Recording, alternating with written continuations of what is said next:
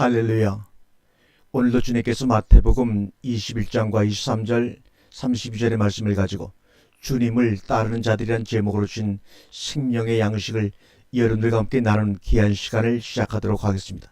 먼저 우리가 본문을 함께 읽겠습니다. 마태복음 21장 23절과 32절의 말씀입니다.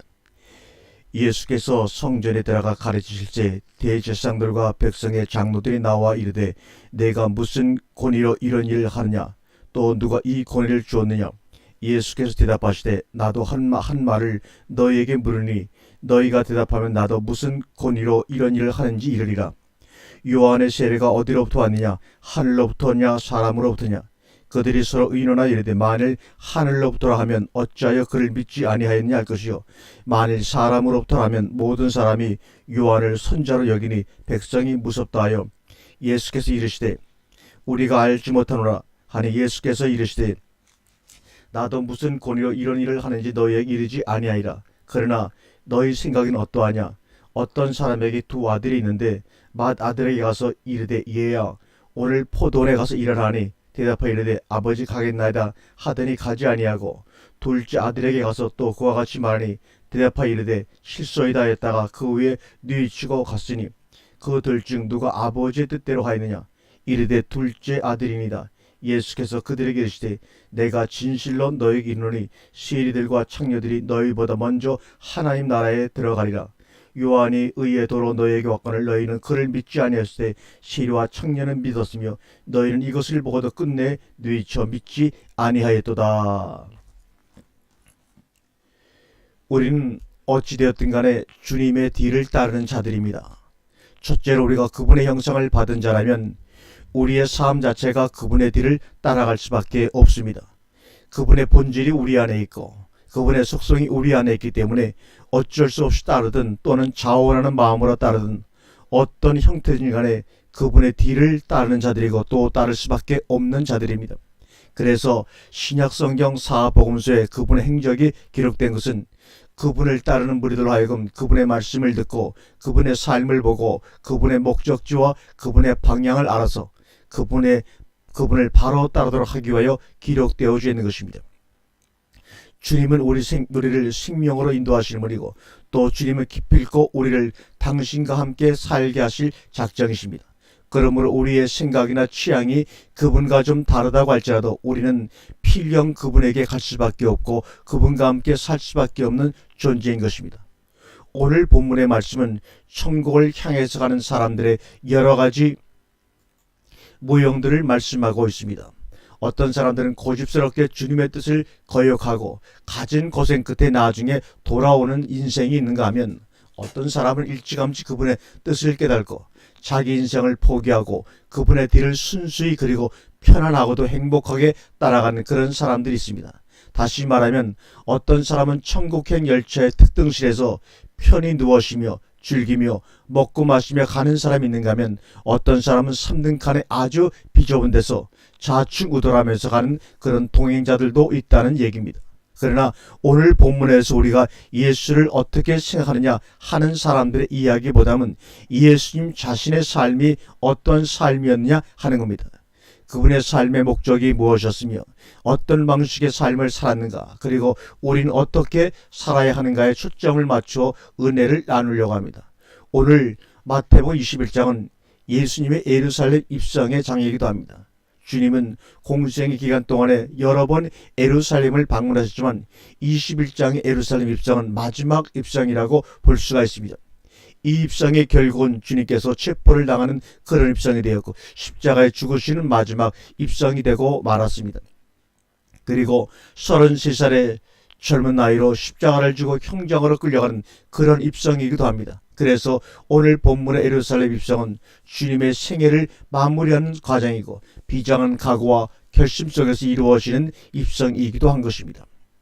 인간적으로 볼 때는 참으로 찹찹하고 당신이 정말로 이 길을 꼭 가셔야만 하는 것인가 하는 그런 회의가 될 수도 있는 그런 장이기도 합니다. 그런데 중요한 것은 죽음을 앞에 두신 분으로서 또 죽음을 예견하고 있는 분으로서 전혀 흔들림이 없다고 하는 것입니다. 물론 그분에게 있어 죽음이라고 하는 것은 부활을 의미하는 것이기 때문이기도 하지만, 그러나 그분의 일생을 통해서 볼 때 이렇게 치욕스러운 일을 당해본 적이 없고 당할 이유도 없고 이런 일을 당해야 될 일을 하신 적이 없음에도 불구하고 이런 일을 가야 되는가에 대해서 아무래도 사람의 모습을 하고 있는 예수님이라면 마음의 동요가 있고 고통이 있을 법도 한데, 오늘 본문을 보면 전혀 그런 마음의 요동함을 발견할 수가 없다는 것입니다. 어떻게 그럴 수가 있느냐 하는 것이죠. 오늘 우리가 본문을 보면서 느끼는 것은 믿음의 삶이라고 하는 것은 사나 죽으나 그것이 변함없이 계속되는 것이라는 것을 본문을 통해서 절실히 느껴보기도 합니다. 도대체 주님께서는 어떤 믿음 생활을 하셨기에 죽음 앞에서도 한치의 동의 없이 평소의 삶 그대로 진행이 될 수 있느냐는 것입니다. 오히려 더 당당하고 끝까지 당신의 일을 다하시고 하신 말씀을 다하시는 그 모습 앞에 우리는 우리의 믿음을 돌아보는 시간이 되었으면 합니다. 우리는 지금까지 그분의 말씀을 들어왔습니다. 그리고 그 말씀대로 산다는 것이 얼마나 힘들고 곤욕스럽다는 것을 잘 압니다. 그러나 이렇게 절박한 시점은 아니었다는 겁니다. 스스로 당신의 발걸음은 도살장을 향하여 걸어가고 있습니다. 우리는 신앙의 위협을 느낄 때 믿음이 없는 거로 쓰러지고 넘어질 때가 참으로 많지요. 마치 베드로가 바다 위로 걸어가면서 바람과 풍랑을 보고서 무서워 빠져가는 것처럼 바람이나 풍랑은 아직 베드로를 덮치지도 않았고 옆에서 그냥 넘실거릴 뿐인데 주님을 지척에 넣고 바라보면서도 믿음이 없어서 빠져들어가는 베드로의 신앙 같은 신앙을 우리는 가지고 있다는 것입니다.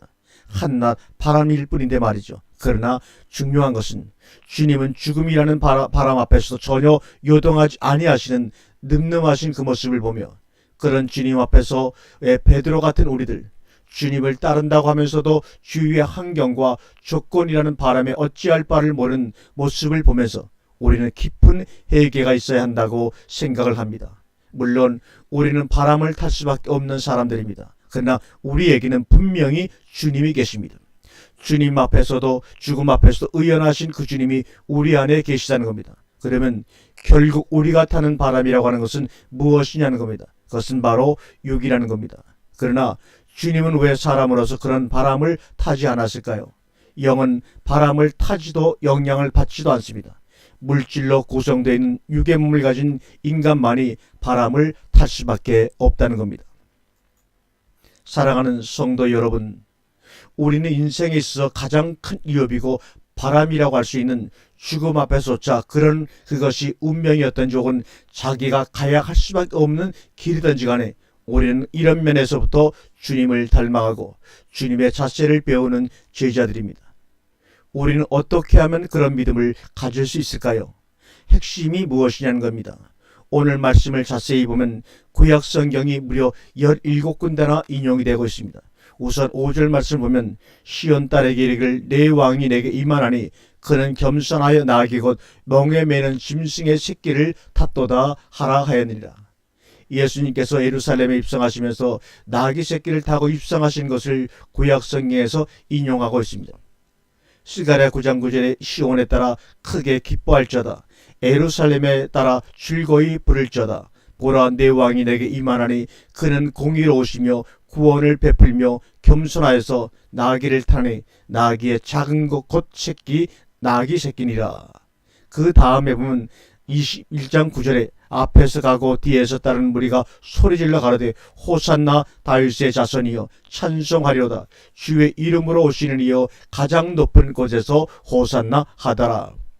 그를 따르는 무리까지도 말씀으로 찬양을 하고 있습니다. 그 다음에 성전에 들어가시니까 성전 안에 장사꾼들이 꽉 차 있습니다. 그래서 요한복음 2장에서 초기에 성전을 정결케 하신 다음에 여기서는 말기 마지막에 성전을 정결케 하시는 작업이 나옵니다. 그래서 거기서 하시는 말씀도 내 집은 기도하는 집이라는 말씀을 내세우고 계십니다. 그 다음에 16절을 보면 대제사장들과 서기관들이 예수의 하신 이상한 일과 또 성전에서 소리질러 호산나 다윗의 자손이여 하는 아이들을 보고 분하여 예수께 말하되 저희의 하는 말을 듣느뇨. 예수께서 가라사대 그렇다. 어린 아기와 젖먹이들 입에서 나오는 찬비를 온전케 하셨나이다 함을 너희가 읽어본 적이 있느냐 하시고 여기서부터 인용을 하십니다. 이런 식으로 해서 42절과 44절까지 17군데의 구약성경을 주님은 오늘 본문 마태복음 21장에서 인용을 하고 있습니다. 무슨 말씀입니까? 한마디로 주님은 주님의 삶은 말씀대로 사셨고 그리하여 그 말씀을 이루어가는 삶을 사셨다는 겁니다. 그렇습니다.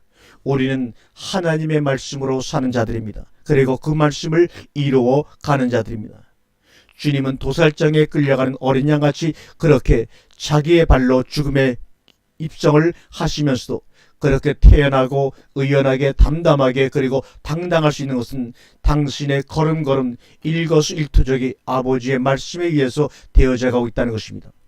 예수님의 신앙은 한마디로 말씀 신앙입니다. 그래서 어린 아이와 젖먹이들의 입에서 나오는 찬미를 온전케 하심을 믿고 계시는 겁니다.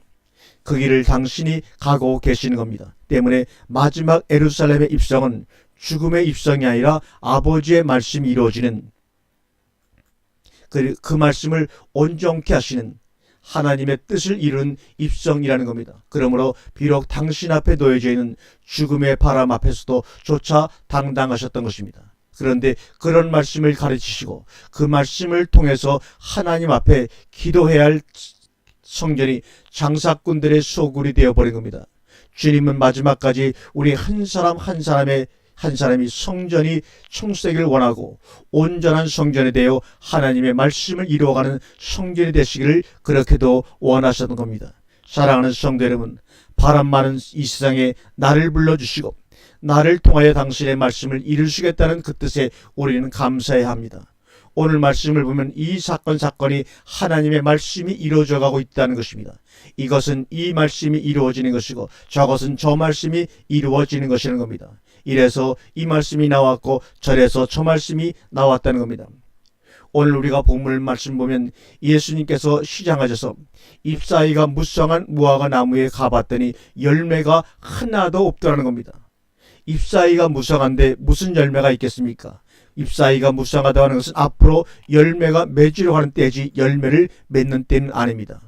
우리가 시장이나 백화점에 가보면 말린 무화과가 많이 나와 있습니다. 그 나라에는 무화과가 생장할 때 따기도 하지만 그냥 내버려 두면 무화과 나무에서 그냥 무화과가 말라버립니다. 그래서 익은 무화과를 따먹기도 하지만 나무에서 말라버린 겉무화과를 먹기도 합니다.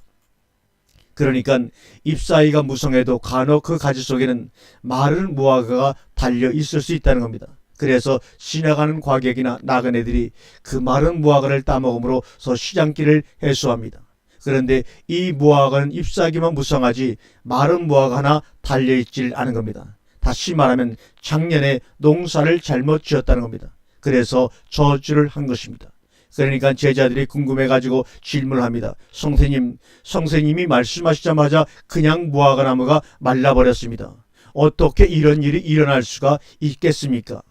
제자들의 선입관으로는 이 무화과 나무가 열매를 맺지 않으니까 내가 저주를 했노라는 대답이 나올 줄 알았습니다. 그러나 주님은 뜻밖에도 믿음을 이야기하고 있습니다. 오늘 이 사건에서 두 가지 믿음을 주님이 얘기하고 있습니다. 하나는 예수님이 이런 말씀을 하셨습니다. 너희가 믿음을 가지고 있고 이 무화과 나무에게 된 일 말고도 너희가 믿음을 가지고서 이 산을 명해서 저 바다에 빠지오라면 말만 해도 그대로 될 것이다.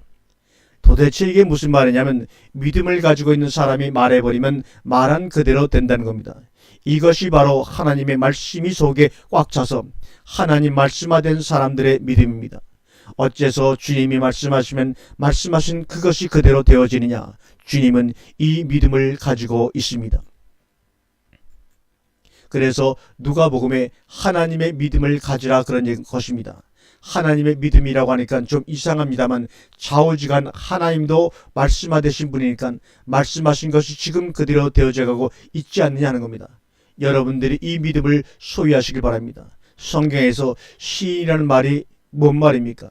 주님이 내 안에 계셔서 주님이 하신 말씀과 내가 하는 말이 같이 나올 때 호몰로게오 시인이라고 합니다.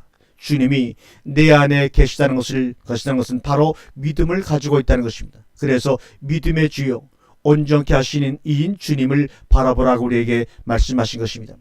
가끔 성도님들이 저를 찾아와 기도를 부탁할 때가 있습니다.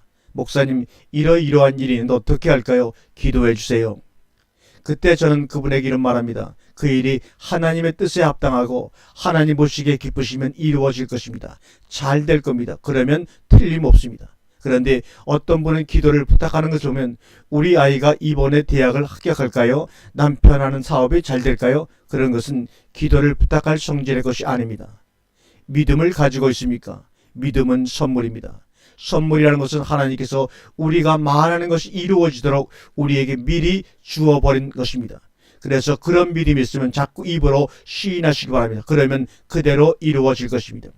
너희가 믿음을 가지고 있고 의심치 아니하면 어떤 믿음이 산 믿음이고 참 믿음인가 하면 의심이 일어나지를 않는다는 겁니다. 믿음이 실상화되어 버린 겁니다. 실체는 아는데 그 실체와 같은 이미지가 와 버리는 겁니다. 봄은 아직 안 왔는데 봄 기운은 오고 있는 것처럼 기운이 옵니다. 예수님의 삶은 날마다의 삶이 하나님의 말씀이 이루어짐의 삶이었습니다. 그런 믿음을 가지고 계셨기 때문에 말씀하시면 그대로 되는 겁니다. 하나님의 축복은 당신의 말씀이 나에게 이루어져 가는 것입니다. 그러니 더더욱 말씀 중심으로 살아야 합니다. 두 번째 믿음은 만약에 하나님의 선물인 믿음이 없을 때는 기도하는 믿음입니다. 그래서 주님은 낮에는 하나님의 선물인 믿음으로 병 고치고 하나님 말씀을 전하고 밤에는 산에서 혼자 하나님께 기도하면서 하나님의 선물을 또 받습니다.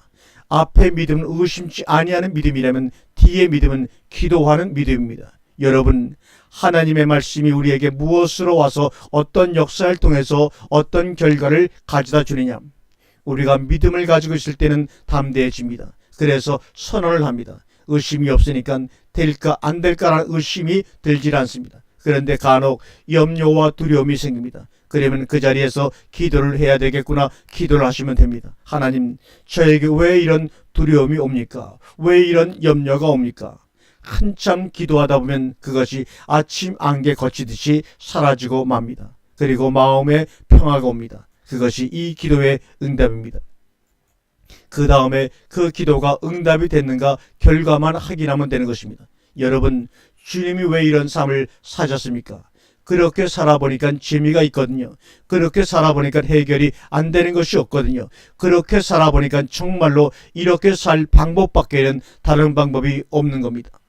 여러분, 신앙이라는 것은 싸워서 이기는 것입니다. 그런데 그런 방법으로 싸워서 이겨보니까 그 다음에 문제도 또 그런 방법으로 싸우니까 또 이겨지니까 그것이 생활이 되어지는 것이 바로 신앙생활입니다.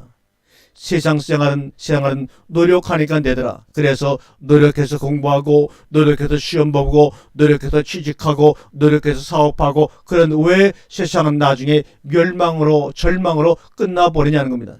나중에는 노력해도 안 되는 때가 오기 때문입니다. 부도가 날 때는 노력해도 부도가 납니다. 사랑하는 성도 여러분, 똑같이 세상을 사는데 노력해서 살다가 실패할 겁니까? 믿음으로 싸워서 이기고 승리함으로써 영생을 할 겁니까? 그러면 세상 생활 다 포기하고 여기 앉아서 말씀이나 드리라는 얘기는 아닙니다.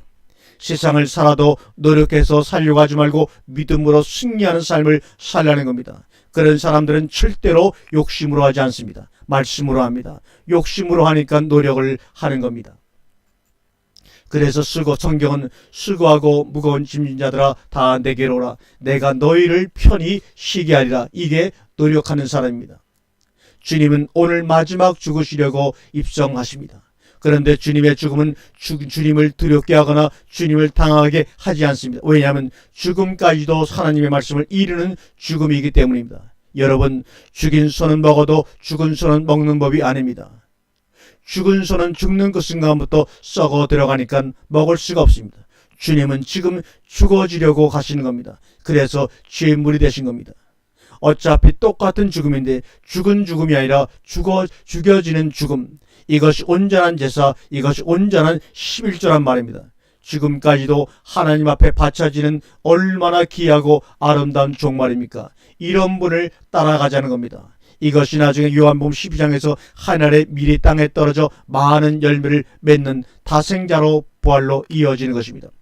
우리가 이 세상을 살다가 어차피 한 번은 죽을 것입니다. 살아생전에 하나님, 내 지체를 당신의 의의 병기로 드려지기를 원합니다.